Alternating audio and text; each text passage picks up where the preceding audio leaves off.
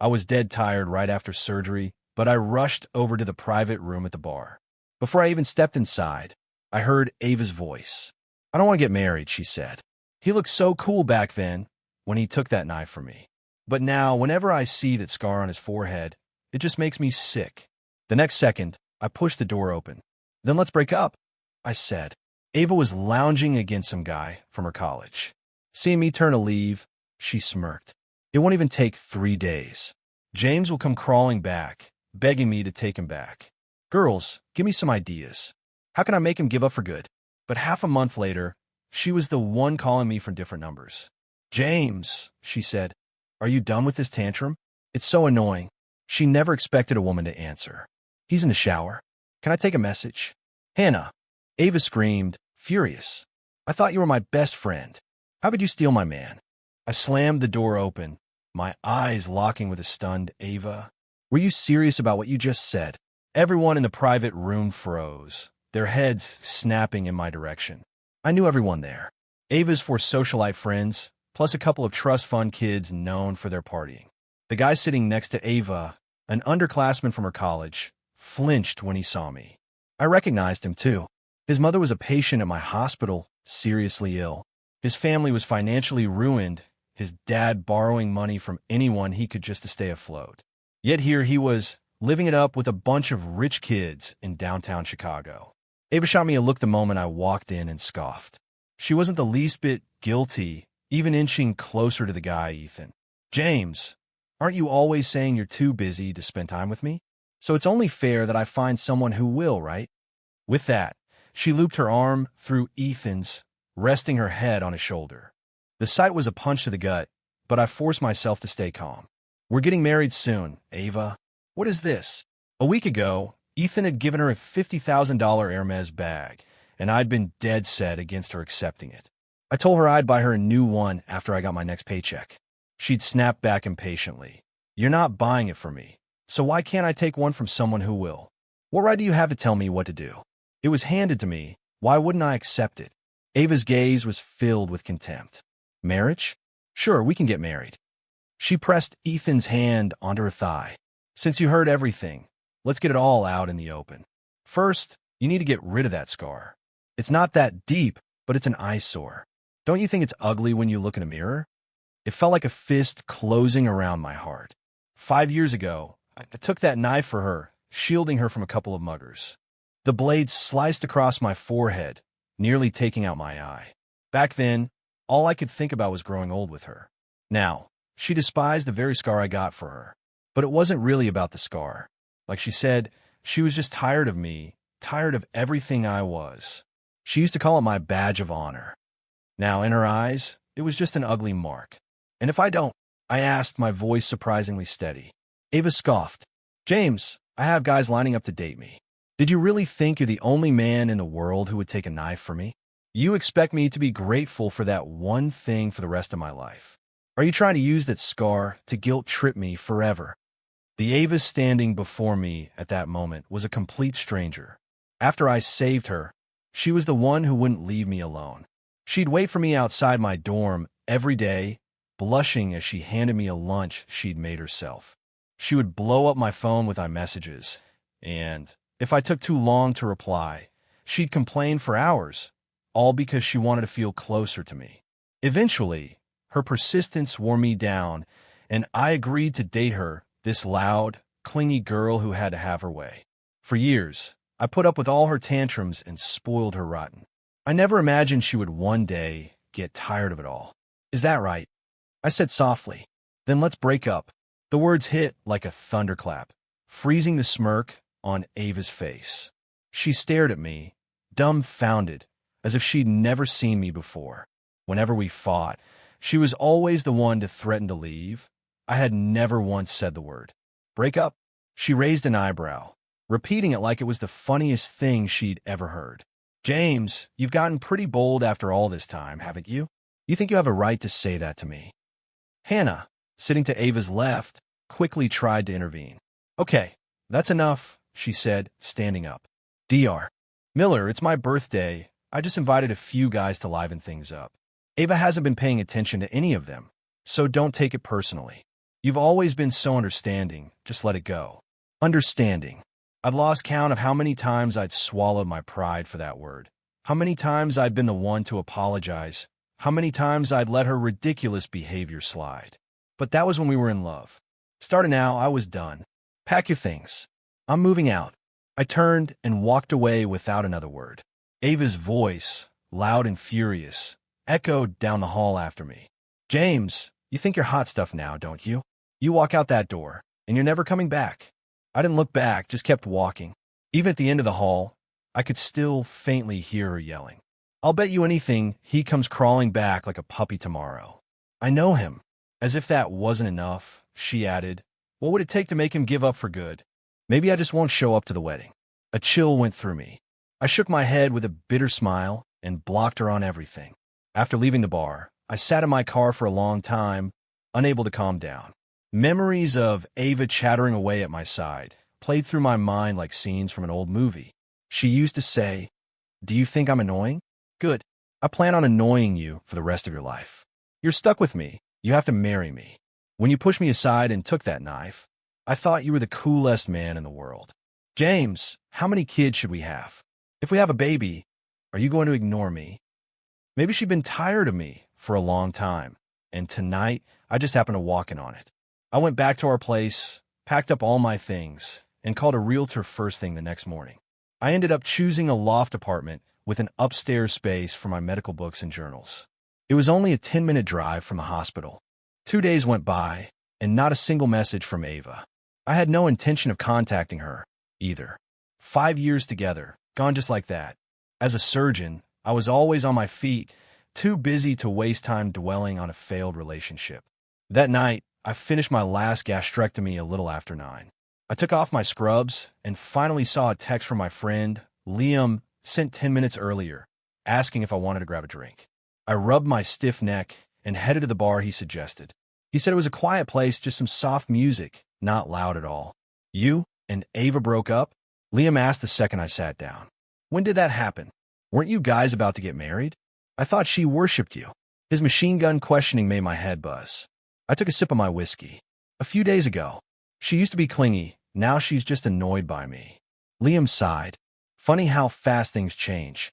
I remember when you were a resident, she'd wait outside your building every day like a devoted wife, dead set on marrying you. I forced a smile. It was hard to reconcile the girl who used to cling to me with a woman who called me disgusting. My second kid's on the way, and you're still single, Liam said, raising his glass. Wanting to set you up with someone? Nah, I'm not looking to start anything new right now. Maybe when my parents' nagging gets to be too much, I said, downing my drink in one go. Whoa, easy there. You're a lightweight. Trying to drink your problems away and stick me with the bill. Liam reached for my glass, but it was already empty. In the end, Liam drove me home. I wasn't wasted. I could still walk a straight line. I found my apartment building, but my vision started to swim the moment I stepped into the elevator. I swayed as I fumbled for my keys, feeling lightheaded and uncomfortably warm. The clinking of metal against the lock echoed in the silent hallway. But for the life of me, I couldn't get the door open. Ava, I'm home. Open up. I slurred, banging a fist on the door. A moment later, it cracked open, and the faint scent of narrowly drifted out. A woman stood in the doorway, her long hair dripping, a white towel wrapped around her body. She just stared at me. I blinked hard, trying to focus. How many times have I told you not to go to bed with wet hair? I said, then stumbled forward. She stiffly moved out of my way. I staggered around the room. Where's the hairdryer? I asked. You're drunk, a woman's voice said. I'm sorry, I shouldn't have been drinking, I mumbled, rummaging around but failing to find it. This was supposed to be my apartment, but everything looked wrong. Where'd you put it? I turned to the slim figure and sighed. You have to dry your hair before you sleep, or you'll get a headache. Why do you always make me worry? James, do you even know who I am? I froze, blinking hard to clear my vision, but her face was just a blur. My last thought was, oh crap, I'm going down. The next morning, I woke up with a hangover that felt like my skull was splitting open. I'm late. The thought jolted me, and I shot out of bed. But as my eyes focused on the room around me, I froze. This wasn't my new apartment. There was a white cloth sofa, a row of plush toys lined up in front of the TV, and several succulents on the balcony. Where the hell was I? "You're awake," a soft voice said from the living room. I looked up and froze. It was Hannah, one of Ava's best friends. The night I broke up with Ava, she'd been sitting in the corner of the room, quiet the entire time. I rubbed my eyes, thinking I must still be drunk. Liam had dropped me off in my building last night, so how did I wake up in Hannah's apartment? "You were drunk last night," Hannah said, walking closer, her expression calm as she looked at me on her couch. "You must have gone to the wrong door. You're in 602, right? I saw you the other morning." I was speechless. She lived in 601. What a coincidence. "Don't you have work today?" she asked. I quickly pulled out my phone to check the date, then let out a sigh of relief and shook my head. Hannah suddenly smiled, a small dimple appearing at the corner of her mouth. "Don't worry," she said. "You were a perfect gentleman last night. Nothing happened." Her words brought back fragmented memories. I think I said something like, "Ava, open up. Let me dry your hair. Stop making me worry." A cold dread washed over me. Drinking after a breakup was clearly a bad idea. I had planned to cut ties with Ava and her entire circle of friends, and now I'd somehow spent the night at her best friend's place. This was a mess. I ran a hand through my hair, annoyed. My temples throbbed as I stood up. "I'm really sorry about last night," I said. "It's not okay for a guy to just drunkenly stumble into a woman's apartment like that." "It's fine," Hannah shrugged. "I was just heading out anyway." "Okay, well, I'll get out of your hair," I said, turning to leave. But then, out of the corner of my eye, I saw a pendant hanging from a jewelry box on a side table. It looked familiar. A small, teardrop-shaped jade pendant, wrapped at the top with gold wire and attached to a chain. A couple of weeks ago, Ava had been scrolling through TikTok and sighed about how she wished a guy had given her a handmade gift back in school. So I went to a friend's carving studio and learned how to do it myself. My skills were clumsy, but I'd carefully selected the stone, painstakingly polished it into a teardrop, and wrapped the top with fine gold wire to make sure it was secure. And the necklace here, in Hannah's apartment, from its shape and color down to the tiny imperfection on the edge, was identical to the one I'd given Ava. "This necklace," I started, looking up at her. A flicker of panic crossed her eyes. She quickly turned away and hurried to the door. "I'm going to be late. Just lock the door on your way out and leave the key under the mat." And with that, she was gone. I stood there, stunned.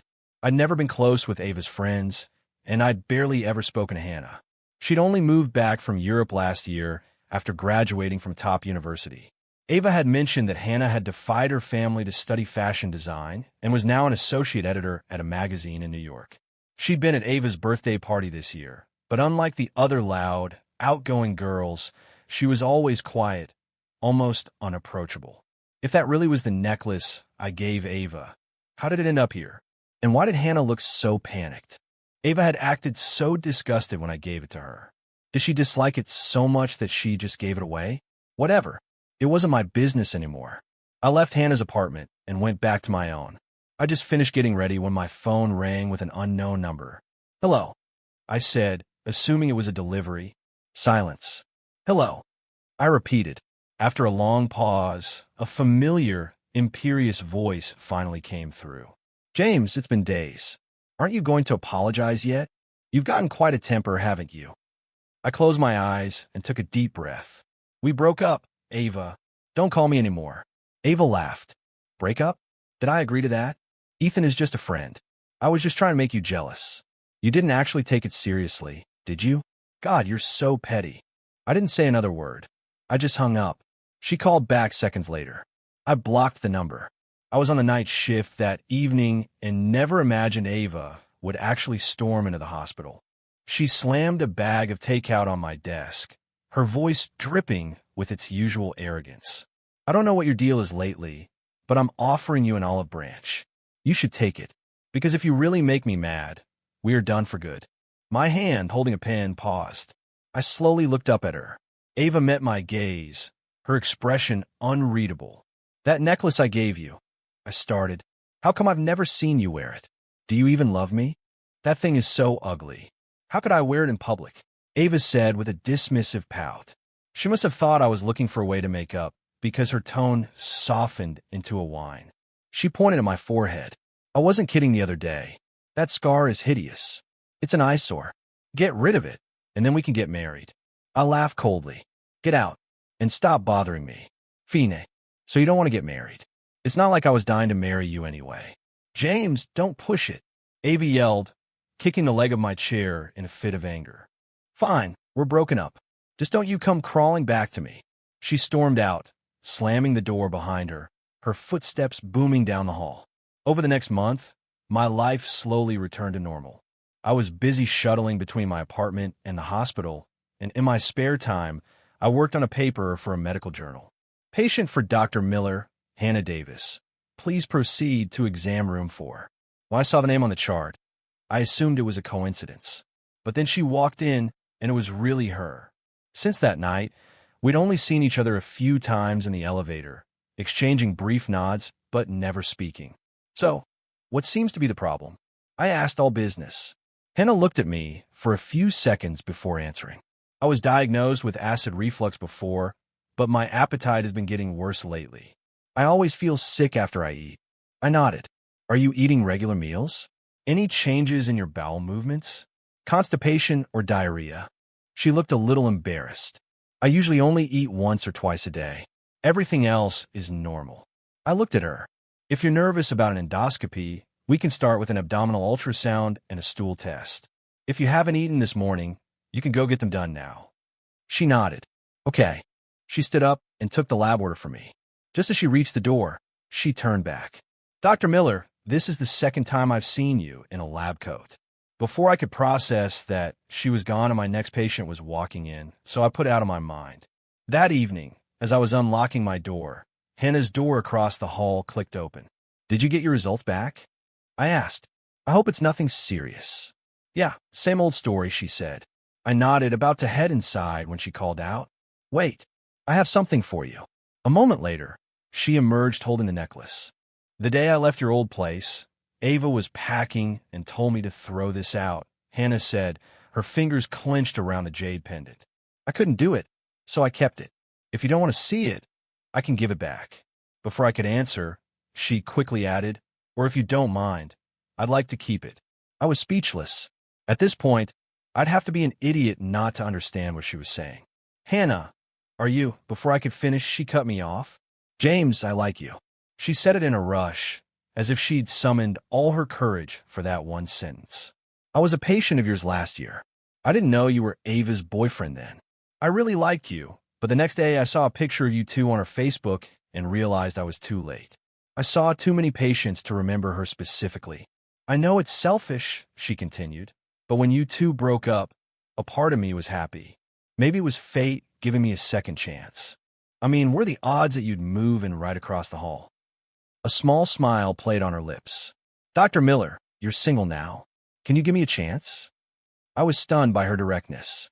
You can take a week to think about it, she said, her head tilted, her eyes full of hope but also fear of rejection. Then she quickly slipped back inside and closed the door. I sighed. Even if I was ready for a new relationship, it couldn't be with Ava's best friend. The next day, after finishing my rounds, I was heading through the hospital lobby to get lunch when I saw a familiar figure. Ava, the man beside her, turned his head, and through the crowd, our eyes met. She froze for a second, then immediately grabbed Ethan's arm and shot me a defiant look. I just gave her a passing glance and got on the elevator. But I should have known it wouldn't be that simple.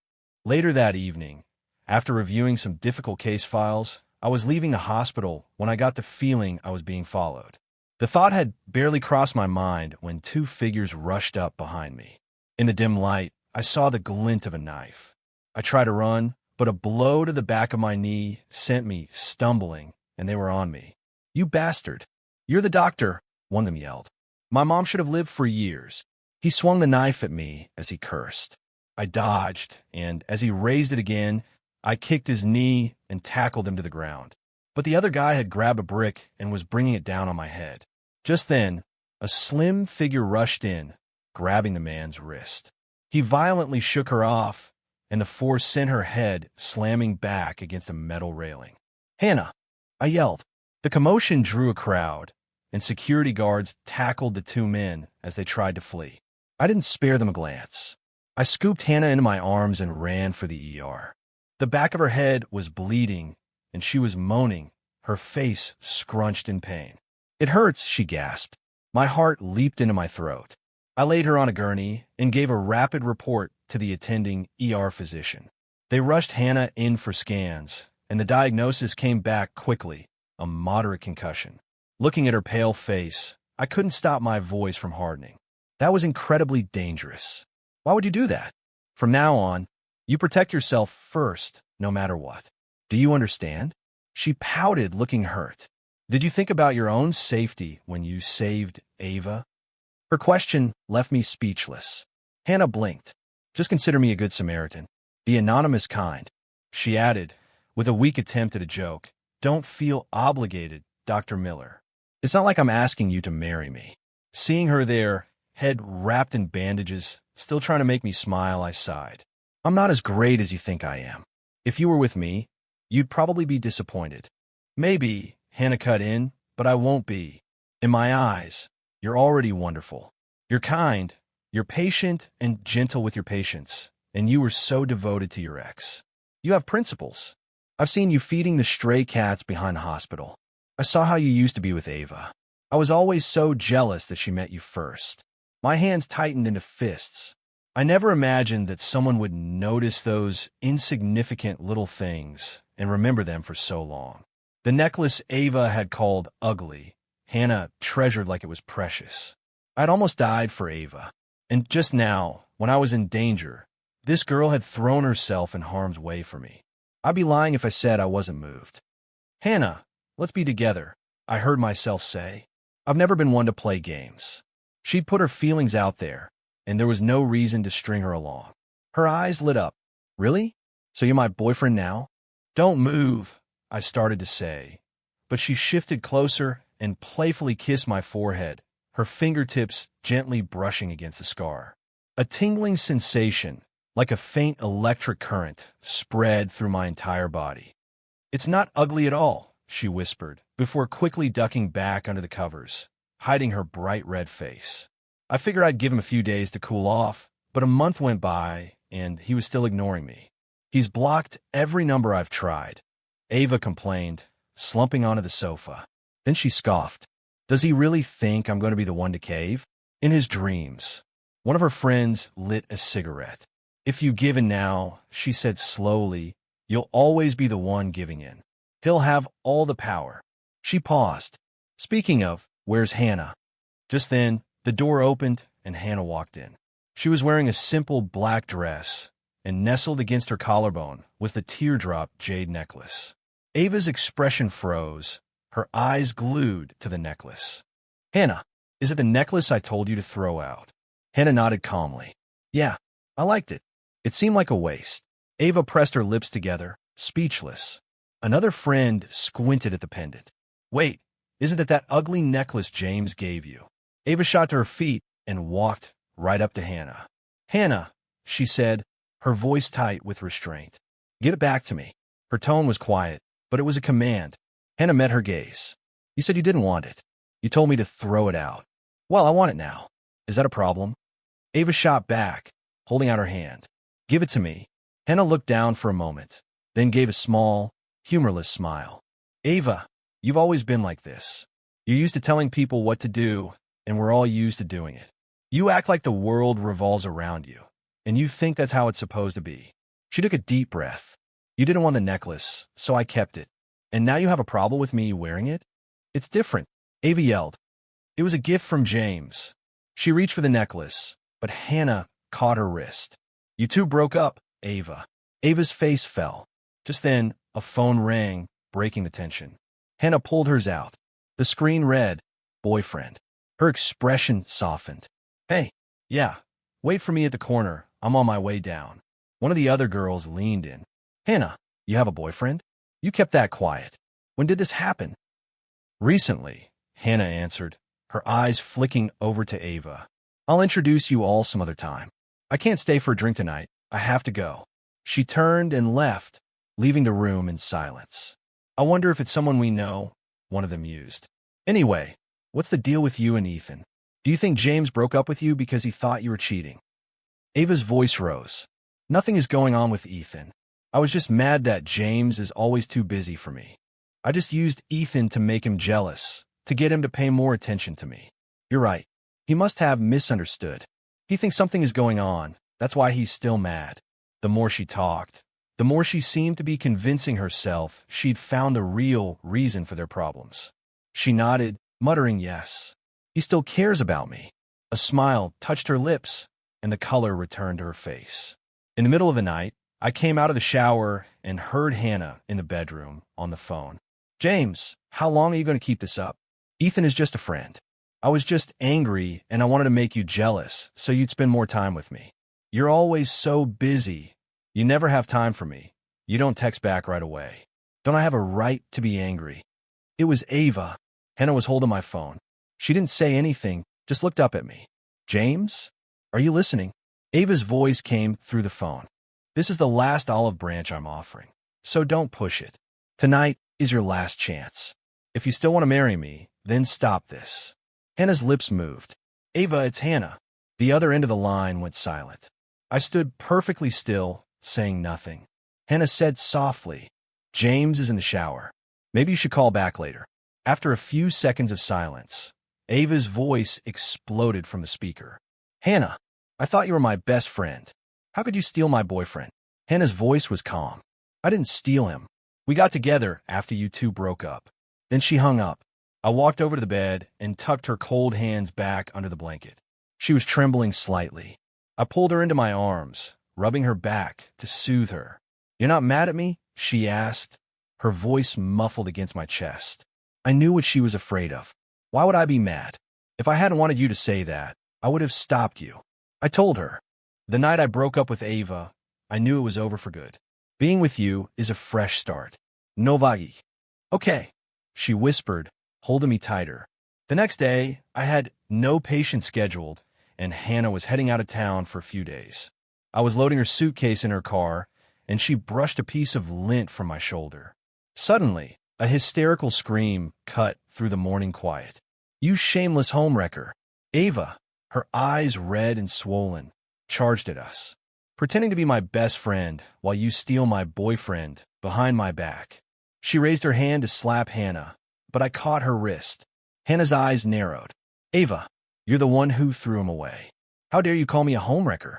Weren't you the one complaining that he was too clingy? Now he's out of your life. This is what you wanted. What's the problem? If anyone can't let go, it's you. You're the one who can't stop holding on. Ava stared at Hannah, tears streaming down her face, looking completely defeated. I sighed. Ava, we're over. I don't regret saving you. I would have done that for anyone.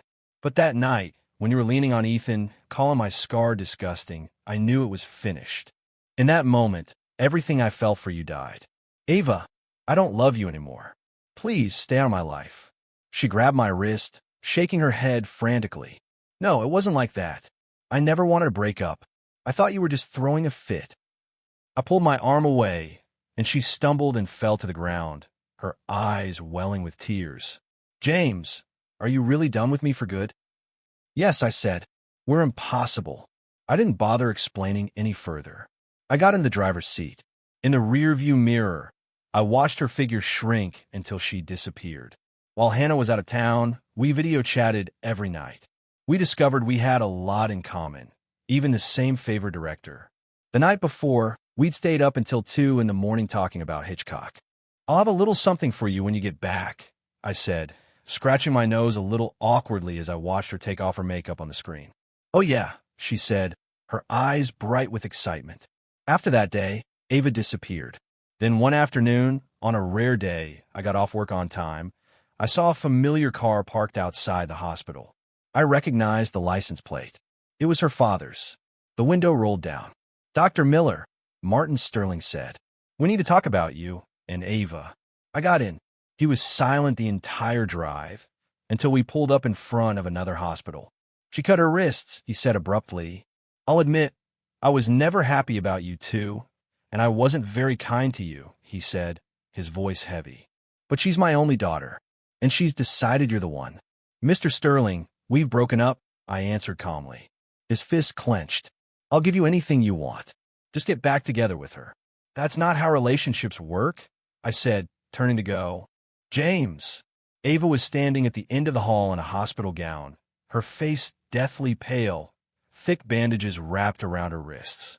She ran to me and threw her arms around me, sobbing. I'm so sorry. It's all my fault I lost you. James, please forgive me. Ava. I closed my eyes for a second. When I opened them, my voice was steady. You don't love me as much as you think you do. You just can't stand the thought of losing. That's not true. I do love you, she cried, clinging to me. You're so good to me. Only an idiot would let you go. I'm sorry. I've cut Ethan out of my life completely. There's nothing between us. Can we please start over? I'd never seen her like this before. She was always so proud, so stubborn. She never begged. I have a girlfriend, I said. I watched the light in her eyes slowly die as tears streamed down her cheeks. So there's no chance at all? Not even if you and Hannah break up? No, I said, without a moment's hesitation. She started sobbing harder, her whole body shaking. You can't do this to me. You were always so good to me. You spoil me rotten. And now you're just leaving me all alone. Ava, you're the one who created this distance between us, I said, my voice cold. You knew my boundaries, and you crossed them. You used to call this scar a badge of honor. Then you called it disgusting. The moment you said that, we became two parallel lines that would never cross again. I gently pried her fingers off my shirt and turned to leave. She grabbed the cuff of my pants, her voice a desperate, sobbing plea. James, I was wrong. I was so wrong. Please, just give me one more chance. I'll change, I swear. It's impossible, I said, and kept walking without looking back. Hannah got back from her trip 3 days later. I just finished carving a new pendant, and she put it on immediately. How did you know I like cats? It's adorable. It's so round, like a little orange tabby. I gently touched the cat-shaped jade at her throat, feeling the warmth of the stone against her soft skin. I've noticed you wear a lot of cat print shirts, I said. I paused. As for the teardrop one, you can throw out if you want. I'll get better at this and make you something nicer. Hannah raised an eyebrow and smiled. No way. It was the first one you ever made. I couldn't help but smile. Winter set in, and the holidays were approaching. Hannah and I had planned a weekend trip to Milwaukee, but a colleague's wife went into labor early, and I had to cover his shifts. We had to cancel the trip. Hannah said she understood, but I knew she was disappointed. When I got home from work that day, she saw the bandage on my forehead and stammered, What happened? Are you hurt? I shook my head. It's nothing. I just had a scar revision procedure. A friend of mine did it. He said it should heal nicely. Hannah froze, and the concern on her face slowly shifted to anxiety. Why would you do that? Was it because of Ava? She said she'd marry you if you got rid of it. Hannah, I cut her off. This has nothing to do with Ava. We're over. I did it because I don't want you to look at this scar and be reminded that I got it for someone else. Her mouth fell open slightly. A second later, her eyes filled with tears, and she broke into a wide smile. 2 years later, Hannah and I got married. On our wedding day, our family, friends, and a few of my colleagues were there. I never expected to see Ava. I hadn't seen her in 2 years. She was rail-thin and had a faint medicinal smell about her. She looked exhausted. Congratulations, she said, smiling, and downed her glass of champagne. I just nodded, not knowing what to say. A little while after the ceremony, a member of the hotel staff ran up to us, panicked. He said they'd called the police. A body had been found in the second-floor women's restroom. I rushed to the scene. When I saw the dress, the face, my blood ran cold. It was Ava. She had taken her own life. Later, Martin Sterling sent me a letter. It was just a few short lines. I am sorry. I know that as a doctor, you must despise people who treat life like it's a game. But if I couldn't be your bride, how else could I make you remember me forever? James, in the next life, let be my turn to be with you. Okay, the core of the story is the scar, a symbol of a person's real past and imperfections. Ava rejected it because she loved a heroic symbol. Hannah cherished it because she loved a real person. One demands you carve out the scar, the other gently kisses it. That is the difference between love and possession. Ultimately, we all must answer the question, Do we want to be molded into perfection or accepted for who we truly are? True love is seeing someone's scars and choosing to hold them even tighter.